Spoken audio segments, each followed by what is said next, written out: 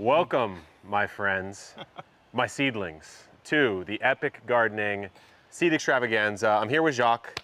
How you feeling, Jacques? I'm feeling good. We got some great seeds in front of us here, and I think we're gonna have a good time. We're gonna have a really good time. We have 35 new varieties for 2025, hand curated, hand picked by our team at Botanical Interests. Some really cool stuff. In the chat, shout out where you're watching from. Looks like we got over 300 people on the stream already, which is a lot better than our last stream, I have to say. But why don't we kick it off with just a little shout out to some of our stream watchers here. Looks like somebody from Pittsburgh, South Carolina. Wow, New Jersey. Taylor Putnam, I don't know if he likes that we've called him seedlings or not, but hey, it might stick, it might not. And please let us know how the sound is. We're testing out a new setup, guys, and we want to give us a thumbs up, thumbs down. Should it be a little bit louder? Should it be a little bit quieter? Am I louder than Jacques or vice versa? Just give us a shout. And as we see some locations pop in, we're gonna get started. Wow, Western Mass, Wisconsin, Washington State, Charlotte, Colorado Springs, San Antonio. Wow. There's so many. Hold on, there we go. New Hampshire, Long Island, Idaho. McAllen, Texas. Amazing. Okay, looks like the sound is good. Jacques, why don't you kick it off? We're gonna start with vegetables, and we're gonna go back and forth between vegetables and flowers until we run out. We got a ton of cool varieties. Oh yeah, and me personally, I have struggled with growing beans in my ground. Turns out, I think I got a little something in my soil that does not like my beans. But this year, I planted in raised beds, got some beautiful beans. I'm happy to announce that we now carry the Maxibel bean. It's like a French fillet style bean, but you don't have to wait, or actually you don't have to harvest it early while it's still small. It will grow full size. It does really well, it's compact. You don't need a stake, you can put it in a container. And I'm excited to add this in because I am now opening the door to beans in my life. So this guy loves to eat them. Oh yeah. He's a bean fiend. He actually was just eating a bean burrito right before this. That's true. But he does sometimes struggle to grow them. And it's funny because you and I both have different crops that we're either good or bad at. I somehow don't have a problem with beans, but this is a fun one because most of these fillet style, you harvest them very petite. Yes. This one you can harvest at full size. So to me, I find that pretty interesting. Anything that adds a little bit of extra something to that bean, that's what's pulling me in. Yeah, I'm with you 100%. Got a little aggro there on the beans. Okay, I'm going with a flower pick, and you know, I'll be the first to admit, I'm not as experienced with flowers as some of the other growers on our team, but I got a lot more into it this year than I ever have before. Probably grew about 40, 50 different flower varieties across the entire homestead. What we have here is the Cherry Brandy Black-Eyed Susan. So this is a standard Black-Eyed Susan, but it just looks really cool. The color is amazing. Yeah, it won this novelty award, the Flora Select Novelty Award. To me, I don't know, a Black-Eyed Susan that has this sort of dark of a look to it, and even the leaf texture, really interesting. Yeah, and I think the novelty on that one is that this one will actually flower in the first year, even when you're growing it from seed. Most Black-Eyed Susans, I think people get at the nursery, they're a little bit older, they're more likely to flower, so this gets you ahead by starting from seed. 100%. It's really great. You know what I just realized is if we switch off, you're gonna get all the vegetables, and I can't abide by that. All right, well, I'm gonna sneak in here and grab the flower I wanted to talk about. This is one that I grow every single year. I have a particular color palette that I really enjoy in the garden. It tends to be peachy, maybe orange, little hints of pink. And this is a California poppy called Sparky Apricot, which is a great name. Has this wonderful apricot-like peachiness to it. I'm using peach for apricot, but it works either way. But it's got beautiful colors. When it comes to the California poppies, of course, we're in California, so they always do well here. But there are so many different color options out there besides just the standard state one, which is orange. I have a red one, a white one I grow every year. This one, I'm definitely adding into my rotation. I grew an amazing gray poppy a while ago, and that did really well. Yeah. Looks like we might need to pop Jacques' mic up just a touch, but nevertheless, I don't know. To me, anytime I can grow a new poppy, whether it's a California poppy or not, I'm sprinkling, and I really am. Like the way I would do this is I cut the top right off of this, and I would just they're pretty good for scattering. It's a wildflower, so you could just throw them out there and they will do just fine. You don't have to get fancy with them. Something about that coloration though, if you look at that sort of texture, you've got the yellows into the peachiness. That's a really cool look. That's one of those things where it's hard to find everywhere, so I like to pepper it throughout my garden. Yeah, 100%. Okay, so I'm gonna come over here with the vegetables. We have 3 new squash this year. I grew so much squash. This year, I actually almost don't even want to grow these because I grew so much squash, I have a bit of PTSD from it. Oh, my mic fell off. Oh, there we go. This is the Summer Patty Pan variety. It is Gelber Englischer. I was wondering how you were going to pronounce that one. I still don't know if it's right, but it feels emotionally correct to me. Vibrant yellow, creamy yellow. So it's a patty pan style squash, but to me, what I find really interesting about it is you see that frill that you notice on a patty pan, kind of that UFO, like that tail end. The ridges that come around the edges there. To me, this one's a little more pronounced. It's a little flatter. It's a little bit larger. It's really good for compact spaces. It doesn't get more than about 4 feet as far as its vining length, which means you could throw this in a container, you could throw this on a balcony, and you'd be in a good spot. And if you forget to harvest them like we often do with our squash, well, it's a decorative squash at that point in time. So to me, this might be my top squash pick, and I just changed my mind because there's one that's even better that we're going to show you in a bit. I was going to say, that's not my top pick because I'm not that big on scallop squashes. No, but you want to know the secret? I found this at a farmer's market. So these, you think you'd have to harvest it when it's about this big. Okay. But if you harvest them when they're like this big, you cut those in half, like little coins, and you saute those, it's almost like a mushroomy type of taste. Sounds crazy, but it's true. All right. It's 100% true. All right, well then I'm gonna go in with a vegetable now, and I like growing lettuce. I like eating lettuce. And in the garden, lettuce just tastes much better than anything I get at the store. I grow it year round by growing in the shade in the summer, and I'm always looking for one that looks interesting. So this year I grew the Marvel of the Four Seasons, which is quite pretty. And now we have this guy, which is I'm gonna guess this one, Australe is how you pronounce it, but it's got that little reddish colors on the fringes. The thing that's interesting about this one is that it's kind of like a butter lettuce hybrid with romaine. Like it has the buttery leaf look, but the upright habit of romaine. So you get the best of both worlds, and you still get that beautiful bronze color that's super interesting to see. I think it's interesting that you would get the sort of flavor profile perhaps of the butter with the structure of the romaine. A lot of you guys are asking what zones are all of these good for. The truth is, almost everything we'll show you today can be grown in most zones, but you're probably just gonna have to adapt it to your frost periods. So that'll be on the back of the packet. The Botanical Interest packets have a ton of info on planting, so you can adapt it to your zone. If there's something we really feel like you couldn't even grow in a specific zone, maybe we will call that out though. Yeah, pretty much any one of these will do fine in the springtime when you traditionally start your garden. So any of these will be fine at that point. Here in San Diego, we could technically start a lot of these now, but we still wouldn't. It's not an ideal time to do it. So spring should be safe for all of these. Yeah, your spring, exactly. Okay, I'm back on my flower game. This is a flower that I've grown a little bit more. I'd like to grow even more, and I'm certainly putting this one in my garden this year. This is an aster, the king size apricot aster. I don't know. I'm actually I think it looks in the garden right now. Did you like it? It hasn't flowered yet. Okay. But it is about like a foot tall. It's really cool. It gets nice and tall. I like a pure white or sort of off-white flower, and of course with this coloration, you just see there's a little sort of variance in it, but I don't know. It's a striking, tall, larger flower that, like I said, I've put way more flowers in my garden this year than I ever have. I actually see a couple of our varieties right over there. They look great. So I'm pretty excited about it. Yeah, and I like that it's a king size, so it's a bigger flower. So maybe you get less flowers, but you get those nice, big, showy ones, which I'm here for. I'm here for it. Yeah, so I guess now it's time for me to do a flower. And there's a lot of flowers that I have not actually ever tried growing. Some I don't even understand what they are. I don't know. Is that this one here? What season? This is one of them, and it is one that I've heard of before. You've grown phlox. this. I don't know.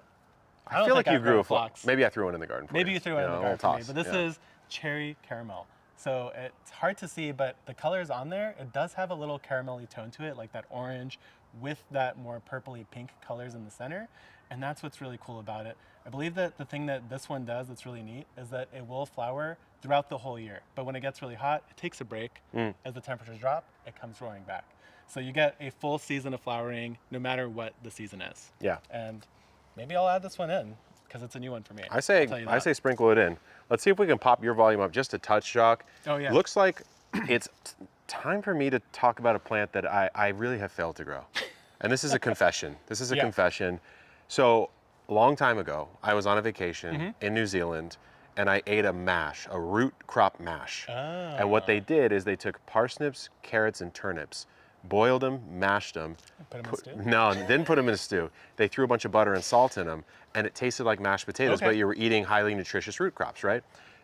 Ever since then, I've wanted to get really good at this particular crop, and I've never been able to do it. And that crop would be the humble, unassuming, but at least for me, somewhat difficult parsnip. I've had a hard time with it. This is a javelin parsnip. Now, this has a longer growing season, 110 days, but it's also resistant to some of the common diseases that parsnips are going to face. To me, it's like, if it's gonna stay in the ground longer, Yeah. it's more susceptible to everything. So I wanna grow a variety that has a little bit more resistance bred into it. That's my personal opinion. You've had a good time with parsnips though, I right? have grown parsnips before. The main thing that's hard about them is that they're like carrots. It's all about the germination, and they take even longer than carrots. They do. So yeah. that's really the struggle with it. The nice thing about these though is they're very straight. Yeah. And they do take like 2 weeks, maybe sometimes up to a month to start. This one might be a good candidate for like a winter sowing planting technique. Yeah.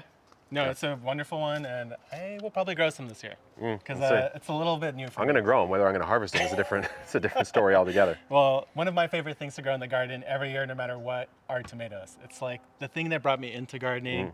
I absolutely love it. Every year I grow tomatoes, no matter what. And this year we've added a few new tomatoes, which I'm very excited about. 3 new varieties. That's 3 right there. And this is one of the first ones. I have not tried growing this one yet, but it's the Big Brandy. Now, the thing that's interesting about this guy is that it's a brandy that's been crossed with a tomato called Big Dwarf. So I am not entirely sure if it has some dwarf characteristics, but the description does state that you will have a constant supply of blemish-free fruit. And if you've ever had a brandy tomato before, brandy wine, it's a very classic, sweet, delicious tomato. The fact that it's dwarfed and still produces continuous tomatoes throughout the entire year, I'm here for that personally. Yeah, I think what you're seeing a lot these days in the seed world and also in tomatoes specifically is you're taking some of these classic varieties, like let's say a Cherokee Purple, and you're going with a hybrid model sometimes where you're saying, let's breed that purple with a Cherokee Carbon, and I've got, voila, the Cherokee or the Carbon tomato. So you're taking a classic heirloom, not losing too much of what makes it so good, so flavorful, but you're breeding in perhaps better vigor or Yes. perhaps disease resistance or pest resistance. A lot of the times with some of the squashes that are coming out, it's the powdery mildew resistance. Oh yeah, and I'm looking for that. I'm 100% looking for that. Okay, am I on a veggie or am I on a flower right now? I think you're on a flower. I am on a flower. Okay, let's go ahead. I'm gonna pick this guy. I know you probably wanted to talk about this one, but Yeah, I'm I'll let gonna you do have it. So in my early flower days, the first flower I probably ever grew, Jacques, was a Cosmos. Okay. Easy, breezy, beautiful cover girl, right? Like it's so easy to grow. I actually transplanted it from my old house to my new house. It's the first plant that ever made it in here at the homestead. But this is probably the second flower I ever grew, and that would be the zinnia. But what's interesting about this one, this is Queenie Lime Red. Last year, both of us got a little bit enamored with the Queen Lime. Yeah, the whole series. Just the pure green, because it's pretty hard, I would say, to find pure green flowers. Yeah. It's an unusual thing. I think maybe evolutionarily wise, the flower wants to stand out from the actual foliage. Yeah, it makes to sense. attract the pollinator. So it's red or it's yellow or it's blue. This is a sort of offspring, so to speak, of the Queenie Lime Red. So it's got this lime interior, but you get that red exterior on the flower, which I'm gonna grow any zinnia I can grow. This one, I guess I never really expected that it would be this cool. Here's the thing. I think if you guys have not grown a Queen Lime zinnia before, do it, because it's hard to even understand how beautiful they are. They transform over the course of the entire bloom. So they start off looking like a pretty standard zinnia. All of a sudden, more and more petals start showing up. It gets thicker and bushier. The color changes. It's like a whole spectrum and a whole journey for this one flower. Yeah. You're not just getting that first pop and that's it. It's a whole evolution, and there's so much fun to see in the garden. I will say too, if you are really diligent with your zinnia deadheading, Yeah. you can actually turn them more into a bush style structure instead of like just some quick upshoots, and you can stretch them over more of the growing season. Yeah, those guys last forever too. I absolutely love it. All right, what do you got? I got a flower, and actually, this is very relevant to what you just said. Okay. And it's actually the exact same flower, but a different type. It's a zinnia, but it is a green one. This is the key lime pie blend. So it's not just key lime, it's key lime pie blend. And the cool thing about it is that you're not just getting the green flowers, but you're also getting those beautiful white flowers as well. And for me, I personally like growing flowers that have a mix, because you never know what you're gonna get when you plant it out in the garden. Makes it a little bit more interesting. I don't have to think about matching my colors and stuff. I just put it out there. If it looks good, it looks good. No matter what it's gonna look at, it's a flower in the end. So I'm personally always looking to add more different types of zinnias, and some queen lime, some that are standard. Honestly, it looks really good. It does. I have to say. Yeah. I have to say. It's like a chartreusey kind of green. Wow. Yeah, this is going in my pocket, I think. It's gonna go in my pocket right here. No, that's a really nice one. I'm a blend guy if I don't want to think. then I'm just boom. I'm just throwing in. Okay, let me pick something over here. Get out of the stack there. I know there's quite a few to pick here. I'm gonna go with this guy right here. So a lot of you guys, especially like how I started gardening, how Jacques started gardening, you don't have a lot of space, you're new to it, you don't want to fail, you don't want to kill a plant. This is a very popular vegetable that sometimes people can struggle with, and I think this variety will work really well if you have in the past. So this is a cucumber. It is the mini indoor quick snack. Now there's two things that are cool about this. Mini, of course, it's going to be compact. You can throw it in a container. Indoors. Why indoors? Why is that so surprising, so striking? Because typically cucumbers need to be pollinated. Yep. They come out with male and female flowers. Something or someone has to take that pollen from the male and put it into the female part of the flower. Usually that's a bee, right? But in this case, these cucumbers are what's called parthenocarpic. They don't need that. They will do it themselves, which means that to me, and you mentioned this earlier today, this might be that winter greenhouse or indoor grow, because you do not need a single insect to pollinate this. Yeah. And it's small, and it will work in almost all conditions. Yeah, I absolutely love parthenocarpic varieties. I've grown a cucumber that was that, and it's so much fun because it doesn't matter if the bees are out, doesn't matter if it's early in the season, they will still set fruit. And the fruit tasted great. Fruit tastes great. The other thing I'll say about this cucumber. though, this might even be a good like gherkin cucumber, or at least gherkin size, because they're recommended to harvest these at 1.5 inches to 2.5 inches. Yeah, it's pretty small. So that is a quick snack. It's like I mean, a little cocktail cucumber. it's almost like, yeah, literally just you eat it right off the plant. What do you got for me? Well, I'm going to come in with something that's very timely for the season, because everything that you cook at this time of year, you're going for a certain flavor profile. If you don't have a mirepoix in there, you're probably missing out. And a critical ingredient to the mirepoix, of course, is celery. Now, mirepoix, just to explain that joke, is onion, carrots, and celery. I use that It's word the Holy so Trinity. much. I know. I'm like, I don't know if use everyone knows like it. when I'm cooking, I'll be like, or myself or my girlfriend are cooking, I'll be like, you know mirepoix? Are you gonna make a mirepoix? Just because I want the credit. But here's the truth. Yeah. Oftentimes, I skip the celery, and it's because I don't want to go buy a whole thing of celery at the grocery store. I'm only going to use a couple stalks in the end, and the rest of it just sits in my fridge for a few weeks, maybe a couple months before I find it. When it's in the garden, you go out there, you could just harvest a single stalk at a time. You don't have to harvest the whole plant. It's extremely convenient to grow celery in your garden. And this is just one of those tried and true varieties that should do really well. Marengo is the variety. I don't think I actually said the name in that case. But if you guys have not tried growing celery in your garden, try it, because the convenience is actually quite high. Yeah, and the other thing I'll say about growing celery is make sure your watering's on lock.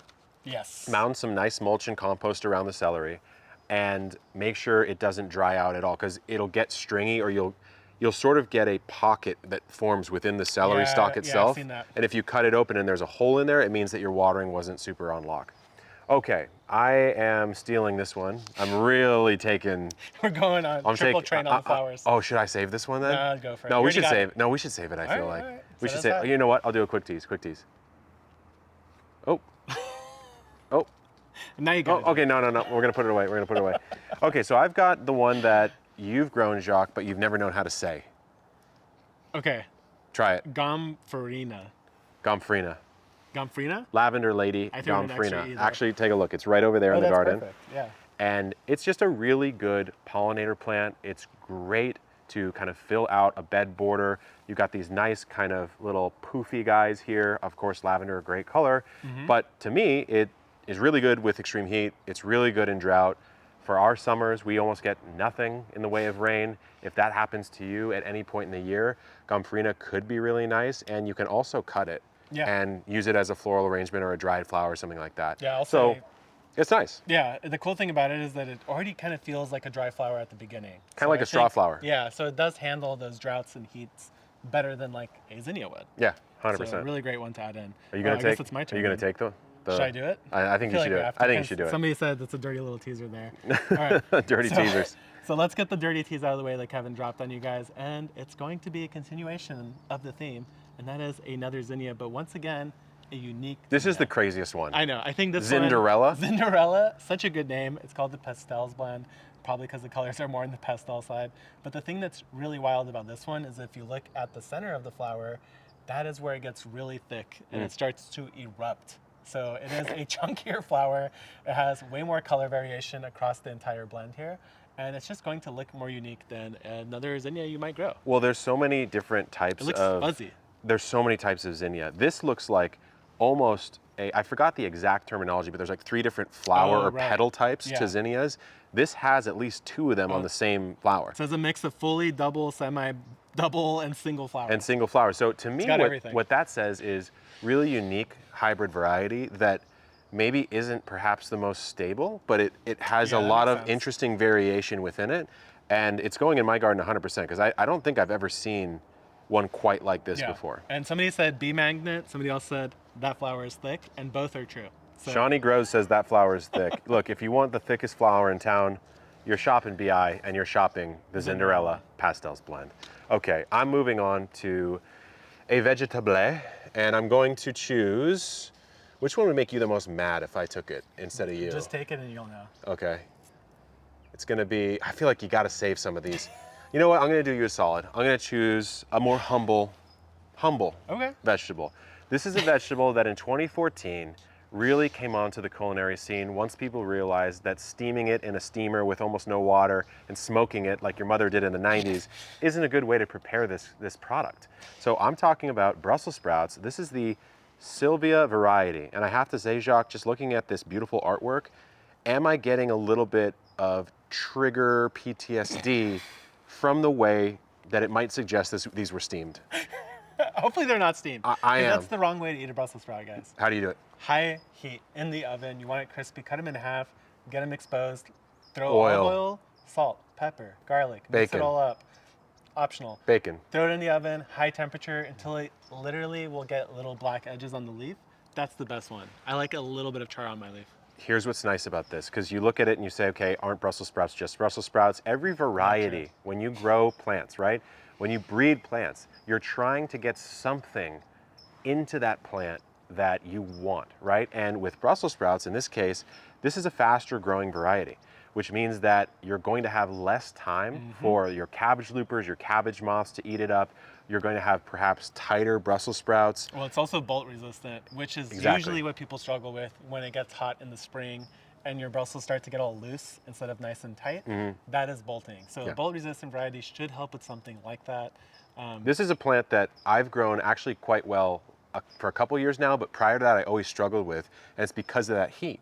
It's a brassica, it doesn't want that heat, it'll start to go weird, and then you get these crunchy, like loose Brussels heads, and it's not what you want. So the Sylvia Brussels sprout, by the way guys, if anyone is curious, you can shop all these seeds right now on our store, and we have a absolutely wild Black Friday, Cyber Monday sale going on right now. It's going until December 2nd. It's up to 40% off the entire store.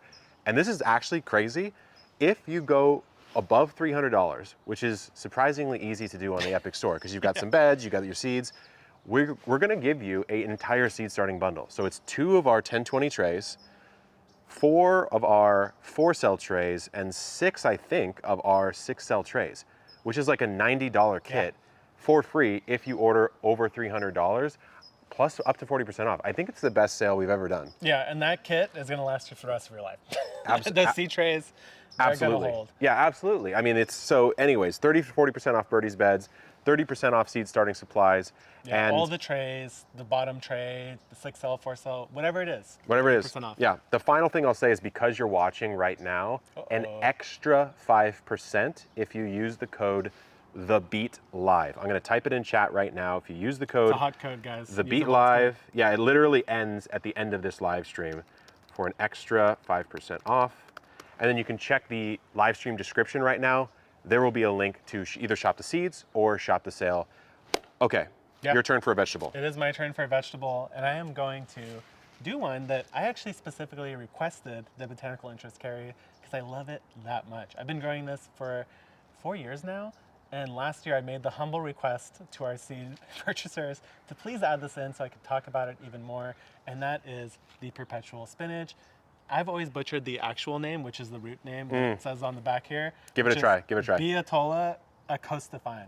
That's pretty good. Yeah, that's pretty good. Pretty good. That's yeah, pretty good. that's the best you've ever. So here's, It's it's a little bar. It's a little bar. But here's the thing: if you guys have tried chard and you think you don't like it, this is the chard that you should try because I also am not. I like chard. I'm not crazy about it. Sometimes it's a little bit too minerally if you have too much of it and it cooks down and all that minerally flavor kind of concentrates. This does not have that. It's a little bit sweeter. In fact, if you were to take the root stump of this plant, you could literally turn it into sugar. That's what they used to do in Italy back when they grew this. So try this out. It's called perpetual spinach because it grows perpetual leaves like chard, and they're mild like spinach instead of minerally like a standard chard. So Yeah. very excited about this one. I have, I think, 9 of them growing in my garden right now. You have 9. I have 9. Yeah. Because I'm a big chard eater in the winter. So you know what I'll say about chard? I can see it right over there, Jacques. Yeah. This is a thing I've done with chard. I do use it, but when I use it, it's a little bit sort of random. It's not like it's in my weekly rotation in my diet, but when I use it, I use like a whole head of it, right? Oh, okay. And so what I'll do is I will plant chard on the back side of a bed. It's going to come up nice and tall, but it's going to go about 2-3 feet in the air. Maybe you do a colored, tricolor chard, something like that. So you have this wall, and it has such staying power in the garden. Does. It just stays, The leaves stay stays. for a long time. Yeah, it absolutely stays. So somebody asked, and they said they turn the stalks into sugar. It's not the stalks. It's chard is basically a beet that's been bred to produce extra leaves. So it's the root itself at the base underneath the stalks. It'll get all big and massive like a weird looking beet or turnip. That is what you turn into sugar. Yeah. And maybe one year, maybe this year. That'd be I'll try fun. it. That'd actually be really, really fun. Yeah. Okay, so just so you guys know, at the end of the stream, once we're done with the varieties, we will do a live Q&A for as long as we can, maybe while the light lasts. And we're gonna answer some of these questions a little bit later on. So it's time for me to go into what, a flower, I believe? It is flower time for you. Okay, I'm stealing one of your favorites. This is one that Jacques turned me on to. I wasn't super familiar with it. I saw it in his garden, I touched it, and I was like, ooh. I actually remember that. I was like, ooh. You were like, excuse me? Interesting, you know? A little tingle, right? Yeah. And I'm talking about the straw flower, but this time, most excitingly, I don't know why I'm in this mood right now, but king size silvery rose straw flower. The straw flowers that a lot of the times we've grown have been these beautiful, vibrant yellows, these purples, you know, these reds, and this is a very large, 36 inches tall, almost silver white straw flower, which you don't often see that because if you look at it, the only real color is right around that central point. The rest of it is just nice and sort of silvery white. So I don't know. I'm going to put this in my garden, probably in its own area. I want to see it on its own. I don't want to necessarily see it in a mix.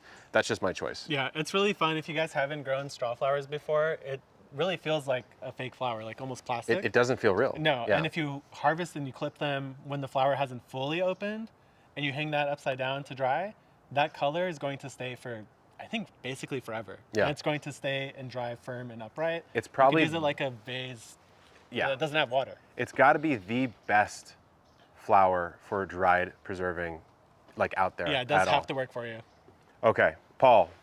Paul's behind the camera right now. I've requested him to bring me something very special. I just want to show you guys the absolute absurdity of this deal. So like I said, our Black Friday Cyber Monday sale, it's already up to 30 or 40% off depending on what you're buying. If you spend more than $300, here, you hold this one, Jacques. You will get not only this 1020 tray, sorry, these are like garden used. Yeah. They will be clean. You'll get this 1020 tray. They might want your old used one. You'll get 4 of these and you'll get 6 of these. That's actually crazy. Yeah. Like, I don't know who came up with that because that's really good. That's actually too good of a deal. And for spending $300 and you're already getting 30% off. And these trays, fully loaded, you can hold them one-handed. They ain't breaking. They are not breaking. Okay, that's the last time I'm going to say it, guys. The Beat Live 5% off ends at the end of the stream. Get on it or don't. It's your turn for flower. Oh, for flower. Okay, blind grab here. Let's see. You grabbed the exact one you wanted. Hey, this was a pure accident. That's the exact one. And here's why I'm going to convince you it's an accident. Okay. I have failed growing this from seed. Really? For like 2 years. This year I did it. I don't know what I did differently, but this year it worked. And it is a medicinal flower. It is a beautiful flower. It's oftentimes called a cone flower. It's echinacea. In this case, it's Allen's Pride. Now this is going to be one of those that has that crazy green color. And it's really just fun for me to see that green in the garden because, like you said, traditionally it's not on the flower, and it's usually more neon colored when it's on the flower itself.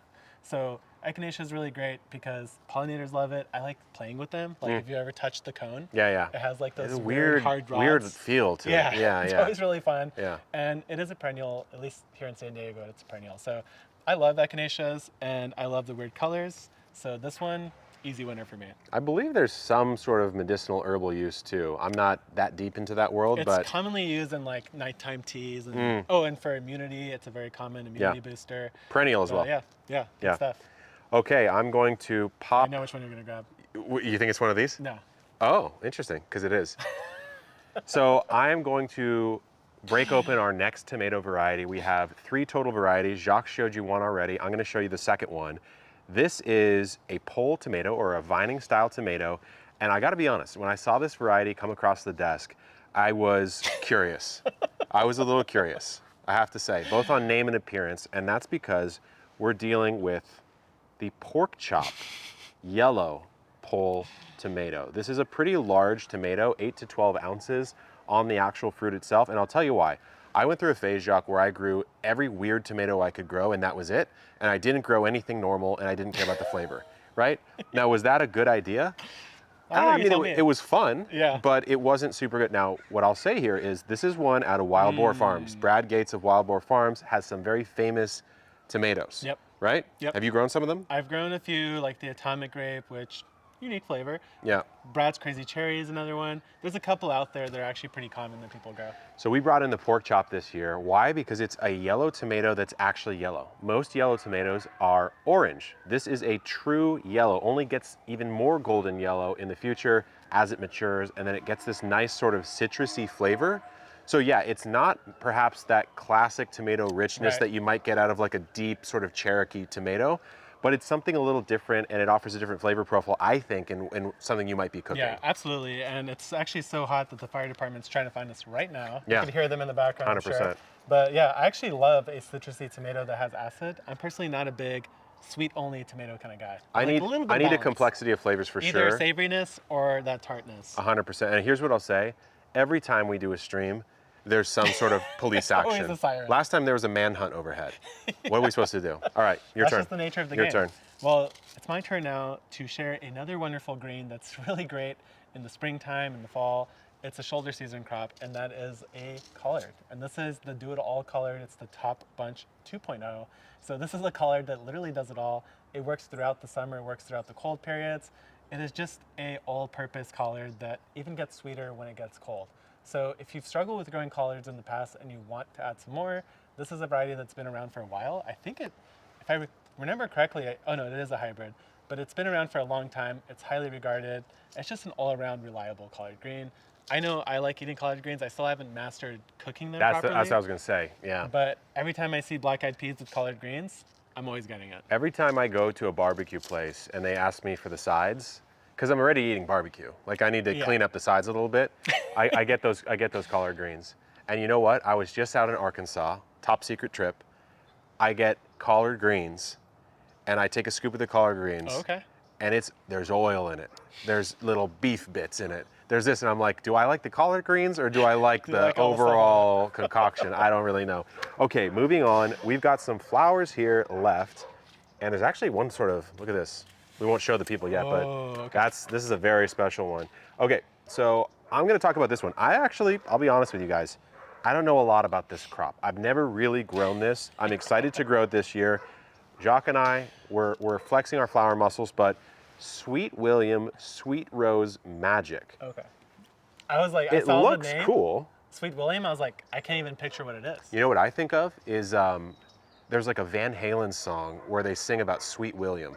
That's the only thing I can think of when I think of Sweet William. Okay. Anyways, it's a beautiful flower. It does have a unique look, I have to say. Like, see that sort of bunching flower heads? Yeah. In these different little clusters. I think this is the one that will actually bloom in the shade. It's a good shade grower. Yeah.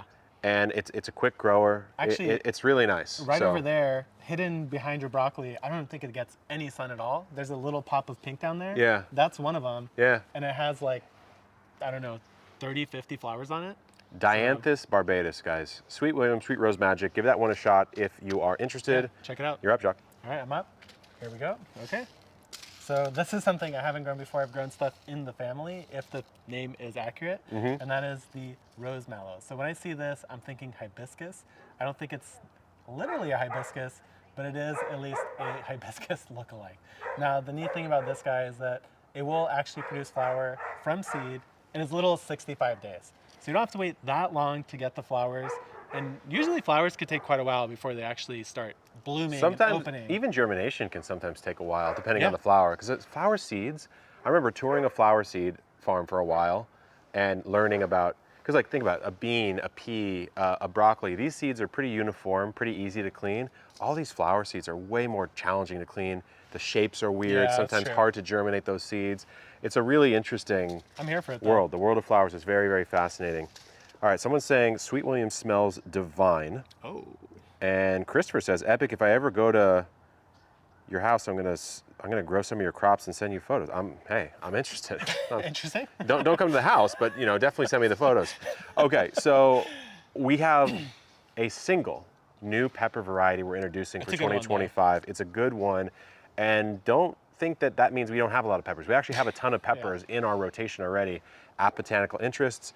This one, if you are a bit of a spice lover, this is on the hotter side, but it's one that I haven't grown before. It is the lemon drop. So also known as ají limón. It's been pretty popular. It's 30,000 to 50,000 Scoville units. Okay. And it has a little flavor. Because to me, like if you get a hot pepper, usually that's all you get. You get the heat, but this has a little bit of citrus, a little bit more complexity to the flavor. Am I still gonna down a ton of these? No, because my spice tolerance is not very high. It's really not. It used to be higher. Really? I used to be quite high. Really? Now it's variable. I think I could take the damage, but I don't want it. That's the thing. I can take the hits, but why would you? That's been my opinion. It's only worth it if you go all the way. Which we did one year. Yeah. Remember that? Yeah. One year it was a couple. You cross over that boundary. We ate some million Scovilles, didn't we? Yeah. Yeah. And then we cured it with Pop Rocks. Pop Rocks are the cure. Apparently people think that like milk does it. Something about the way that the sugar crystallizes out, it like neutralizes. I'm just making stuff up, but it works. It works. That's all. Anyways, ají limón, pepper. Give that one a shot. Add it to your rotation. I grow like 30 peppers a year, so it's gonna be in my mix no matter what. Rotation. Oh, I thought you were gonna choose mine. No, Don't you dare choose that one. Don't you dare choose that one. That one has your name all over it. It does. But we were talking earlier about squash, and actually one of the biggest problems I think most people have with squash, summer squash or winter squash, is powdery mildew. So whenever I see that there is a variety that is powdery mildew resistant, like the chiffon, then I am gonna go for it. This is one that is compact, so it doesn't get as long or big as some of the other ones. I think it says 2 feet tall, 3 to 4 feet wide. That's really not that bad. The powdery mildew resistance, it has thin skin, so you know that this is going to cook up really nicely and be absolutely delicious. And one thing I'll say, Jacques, I'm sorry, I have to interrupt. The police are coming right now. You can hear them coming. Why? Because they're tuning into the live stream, and they heard about the deal. They heard that we're giving a $90 value of seed starting trays, 2 1020s, 6 cells, 4 cells away for free on our store. That's pretty wild, honestly. I never got that. And 30% off if you buy $300 or more. I know the police force here. I'm friends with the force, and I'm probably still getting put in cuffs for this deal. You snuck him a couple extra zucchini earlier, right? I tried. I tried to bribe them, but they're coming for us. So before we get arrested, take advantage of the deal. You'll get an extra 5% off with the Beat Live. That's actually the last time I'm going to talk about this. Okay, before the police arrest, am I on a vegetable or am I on a flower? So you better get through the good one. Let's pick the good one. Okay, to me, this is the most hyped one of the year. This is the one that I think everyone should buy immediately and grow next year no matter what. Now, why? It is a squash. You might be saying, bro, a squash? That's the hype? Yes, it is. It is the hype. Why? You'll know as soon as I turn this around. Ready? Are you ready? They're ready. Oh, yes. Is it a potato? It's the mashed potatoes squash. It is an acorn squash, all white. I'm actually just going to read this for you really quickly, okay? I'm with it. Could there be a cuter name for this all white acorn squash? We think not. Mashed potatoes is the perfect choice for those with limited growing space. Officially known as a restricted vine, it only reaches 45 inches in length and produces 3 to 4 fruits per plant. The white skin holds well into late fall, and the flesh resembles mashed potatoes. Now, I was talking to Lee on our team this afternoon. Lee is one of our seed buyers. She told me that you can literally make squash potatoes, mashed squash, put it in the acorn, just like this illustration. So this, according to her, is actually squash, not potatoes in there. I can respect it. Here's the thing. To me, I'm hyped on this. I'll try it. I'm hyped. I'm hyped. The only thing, I've been lied to before. I've been told that a radish, if you bake it, is like a potato. Some of you guys told us that. You guys told us that. So I'm having trust issues, but what's pushing me over those trust issues the vine's only 45 inches long. You don't have to like pay a huge price. Then it's you know? worth just trying, because usually the problem is, can I fit the squash in my garden because the vine's going to take over? In this case, I would say throw that in a grow bag even. Throw it in a grow bag, grow it upwards. Easy. All right, what do you want? I think you're over here. Oh, do it. So I made 2 requests this year. Both of them got accepted, no big deal. The second one that I requested was a flower, and it's one that I actually only discovered recently, and that is the Lacy Phacelia. I don't even know if I said that right, but I think I did. And it's actually technically also a cover crop. Yes. The reason why it's a cover crop is that it can fix nitrogen in your soil.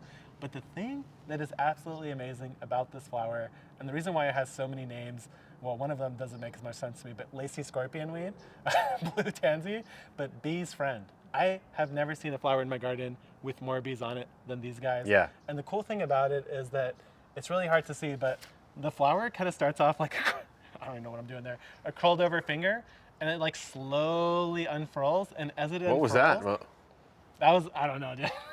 I don't know about that. I don't know about that. It does like this slowly, and every time it opens a little bit more flowers appear and they bloom. So it's like, you think it's done blooming? I'm disturbed. It keeps going. I'm discontinuing this after this live stream. I'm disturbed by what I just saw. So whatever we have in stock is all we have. You better get it now, because Jacques just, I don't know what I. Get him before he gets rid of them, because it is a stunner. Okay, I've got a pretty wild one. Actually, you know what? I'm going to leave this one to you. You know a little bit more about this plant than me. I'm going to come over here with a new poppy that we are bringing out. This is a corn poppy. This is the Pandora poppy. Gotta open that box. Open Pandora's box, my friends, and you don't even know what's going to come out. And honestly, you won't want to put him back in. It's not like the Greek myth. You will not want to put it back in the box. Why? Because you got silky double and semi-double blooms. Oh yeah, you do. Listen to this. We write such cool stuff on the packets. Yeah. Are you ready for this?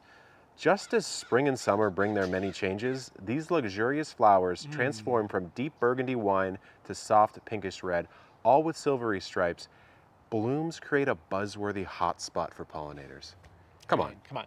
What else do you need to know? Enough said. I'm a sucker for any flower that transforms over its life cycle. This looks like a bit of a watercolor to me. Yeah. You know? It's a very nice look. It's working for me. Any poppy goes in my garden. Yeah. They can be a little tricky to start, but here's the thing. People say you can't transplant them. You can. Yeah.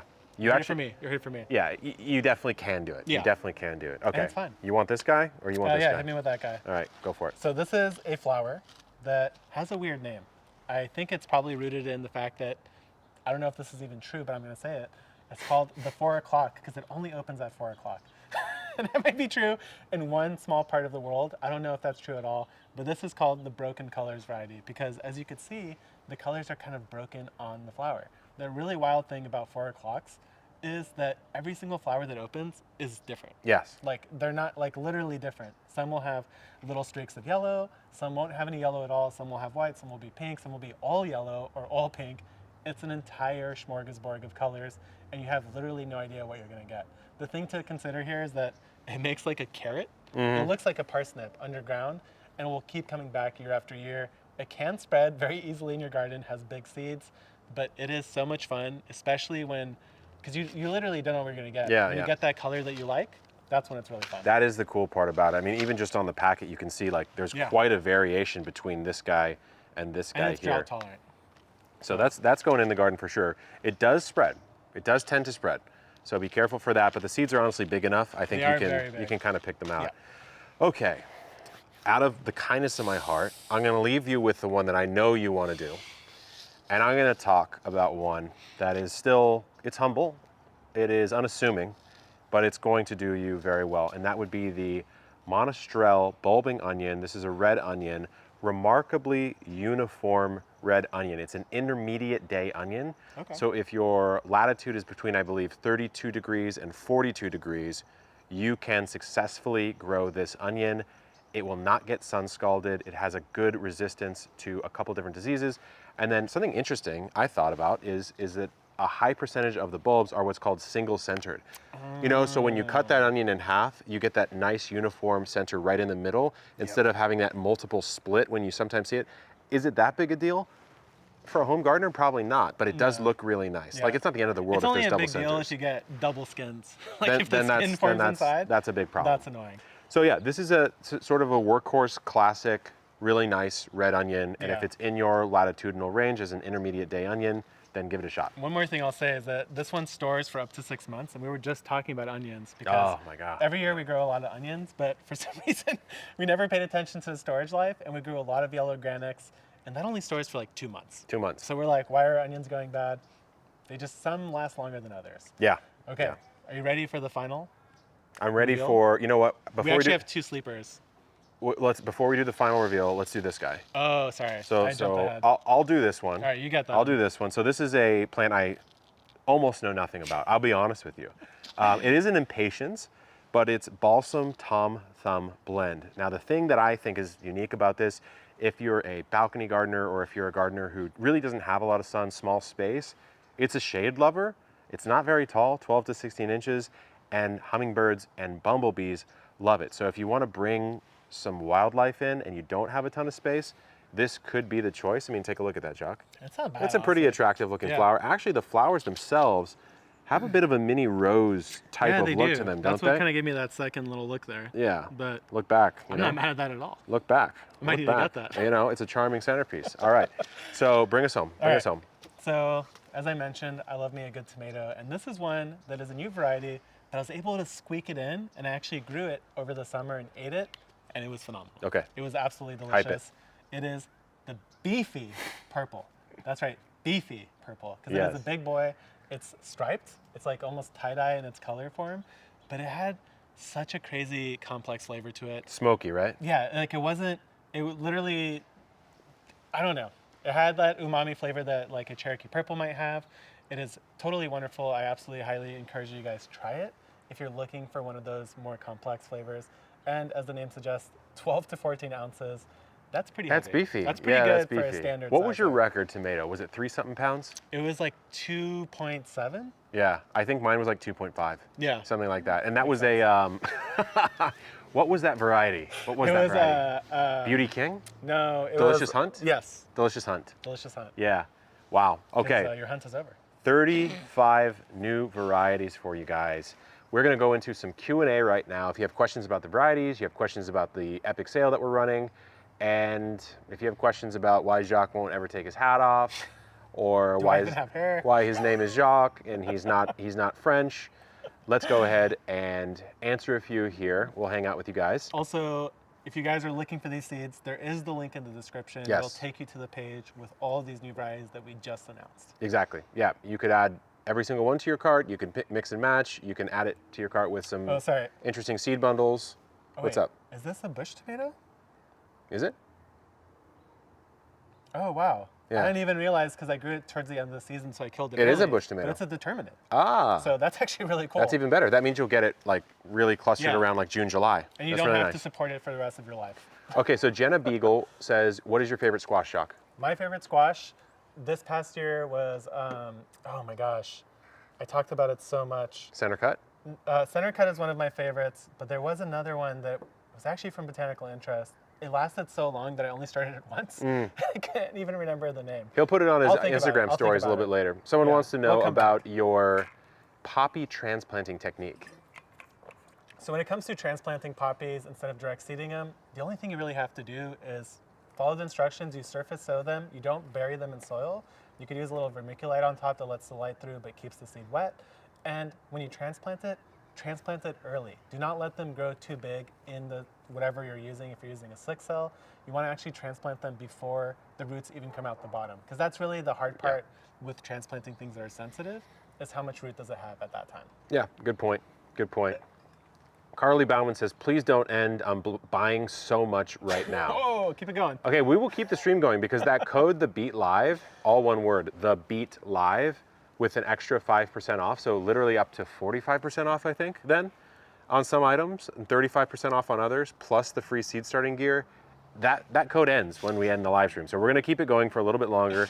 Do any of the flowers need to be cold stratified? I think some would. Off the top of my head, I wouldn't be able to tell you exactly which, but the back of the packet has a ton of information on it. Poppies in general prefer cold. Yeah. That's the only one I could think of. Yeah.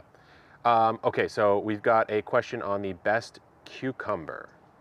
Oh. You know, the one I grew a lot this year that I liked was called Homemade Pickles. and it's from us, you can have, there's like a little pickle jar on the front of it.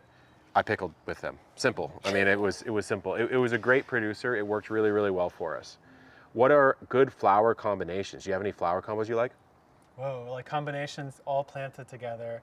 Well, I usually just go by like heights. Yeah, So yeah. for example, I'll always put nasturtiums at a base. I'll put a zinnia or a cosmo behind it to give it a little bit of height.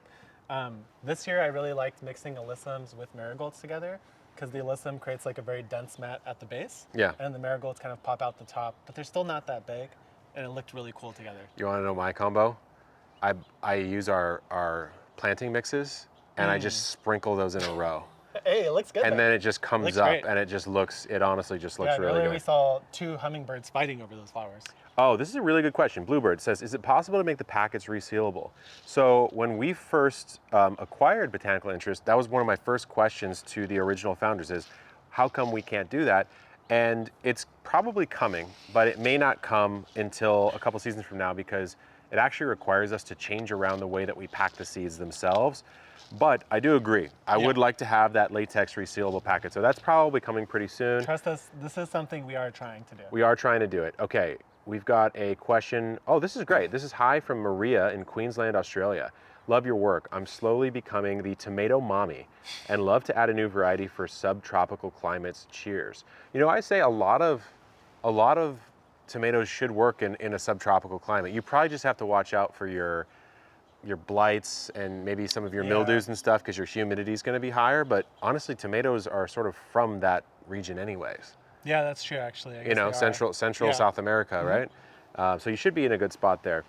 Okay, let's go with a question from Kitty W. Store stock. How often is a restock done or once done, gone until next year? So if you are buying Botanical Interest seeds at a nursery or a garden center, we stock those with our team of independent reps. And so if you see something that you want at a store and it is not there, talk to the owner of the store, tell them to contact us, put a reorder in, and we will refill them ASAP. But sometimes we just need a little help understanding what is and isn't out of stock at a particular store. So if you see something, just let us know. Yeah, I want to do this one here. Yeah. Out of the newest seeds, which ones are you guys most excited to grow? I'm going to choose 2 veggies here. Okay. And it's going to be, I just had them at the top of my head, but I forgot. First one's going to be the lemon drop one because I really like hot peppers that have something more than just heat going on. And then the second one is probably going to be, where'd it go? Oh, the chiffon. Because I'm still looking for a little bit more of interesting summer squash. Okay. I used to poo-poo them, but I'm back on board. He's back on board. Okay, I'm doing a flower and a vegetable for this question. The first one is Zinderella. I'm going to be growing Zinderella, like now. Like after the stream's over, I'm gonna be growing Zinderella. And then I've got, of course, Your mashed potato. my mashed potatoes, squash. I'm gonna be throwing this one down as well. And I really wish I could grow it right now, but it's just not the season. So you'll see this mashed potato squash It's coming. coming up in the spring and summer. Let's see. We're gonna do a best guard against squash beetles question here. The best guard that I could think of is to plant a gourd. Plant a gourd. So there's a lot of gourds. Gourds are still in the family, but they are more resistant to squash vine borer. So for example, the center cut squash is technically more of a butternut. It's maybe a little bit more resistant, but honestly, it could be just hard. A lot of times you have to just miss the season. So they normally, whenever the squash vine borer is around, if it's early in the season, hold off on planting your squash maybe a couple weeks and try to dodge it entirely. Yeah. But it's kind of hard. Yeah, it's tough. It's tough.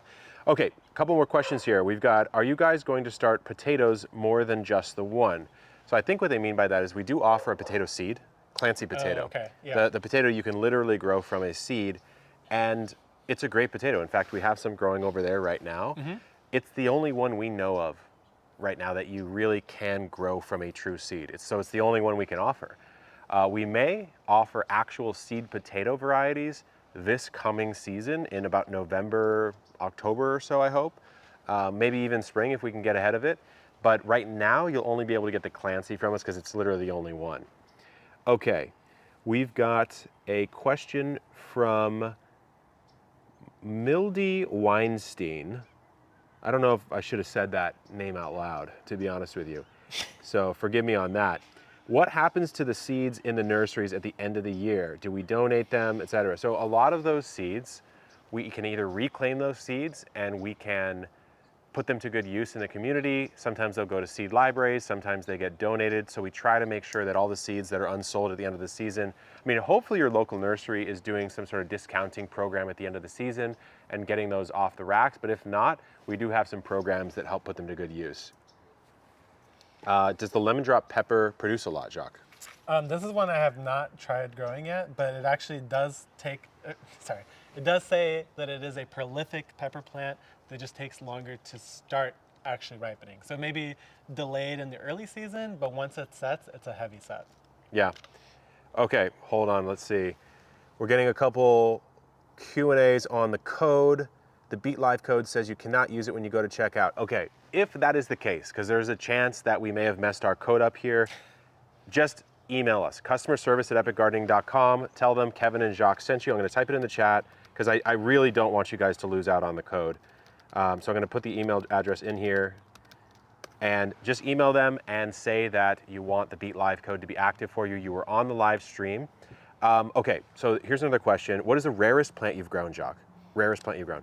Oh, actually, I am growing a monkey puzzle, which is... Oh, wow. It's a tree that produces each pine nut is like that big, like over an inch. That's a rare one. And it sends out like crazy branches covered in spines. It looks like that, like they're like this. all...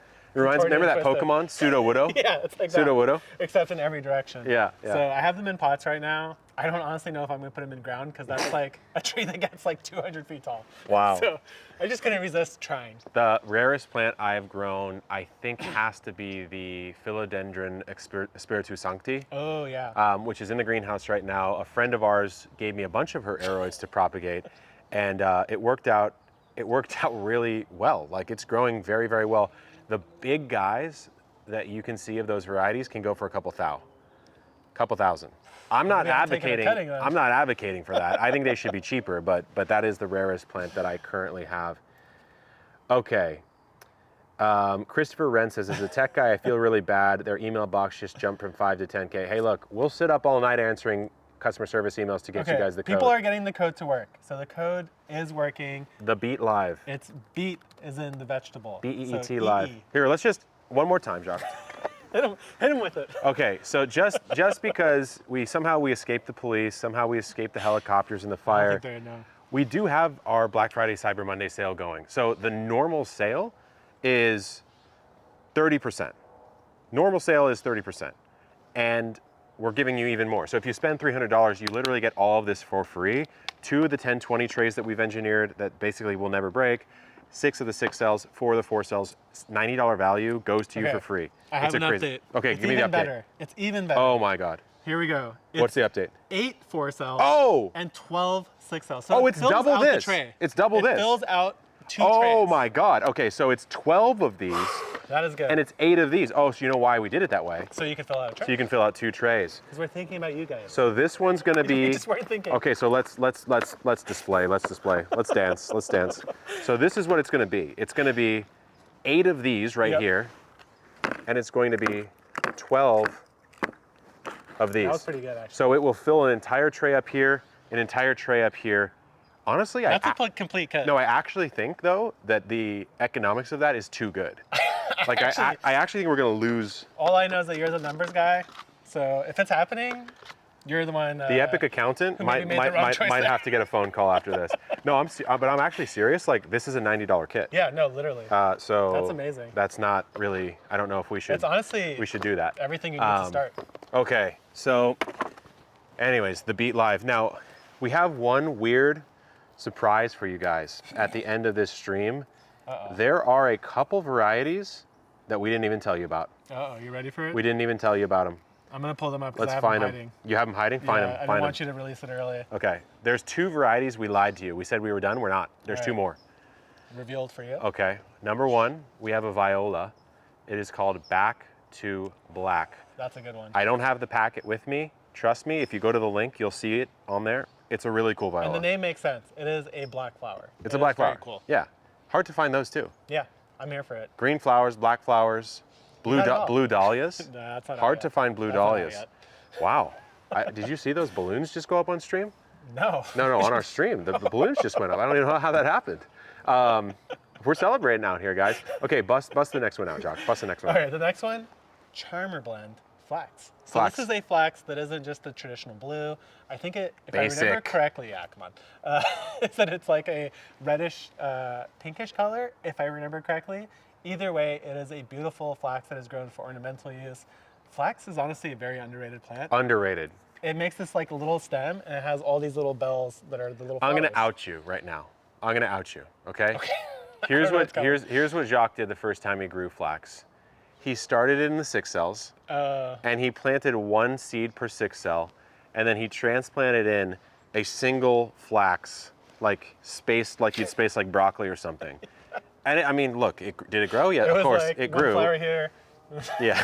There was like a huge gap all But around. like normally you would just plant it in a big field. So that's why we have this Maybe I'll blend make here. a hat out of the flax this year. The Charmer Blend. The Charmer Blend. Okay, my friends, 35 new varieties, a killer Black Friday, Cyber Monday sale, a fun time with you guys. Thanks for tuning in. Almost 1,000 people on the stream, hopefully many more watching. The Beat Live code will deactivate at the end of this evening. So if you want to use it, you got to use it by like 12 a.m. tonight, okay? Our time. Our time. So there's about 7 hours, 8 hours left. Give it a shot. You will get a crazy, crazy discount. Thank you so much to all of you for watching. It's been really fun. I think it's crazy, Jacques, that number one, you were like a PhD student living next door, spying on me for a little bit. You'd send me a DM, this and that. And I'm looking at these seeds and I'm like, oh man, I love these seeds so much. Now we're working together. We own Botanical Interests and we're trying to steward it into a new generation of gardeners. And you guys are the people that are helping us do that. So thank you so much. Absolutely. Stay Very tuned. rewarding. Good luck in the garden and keep on growing.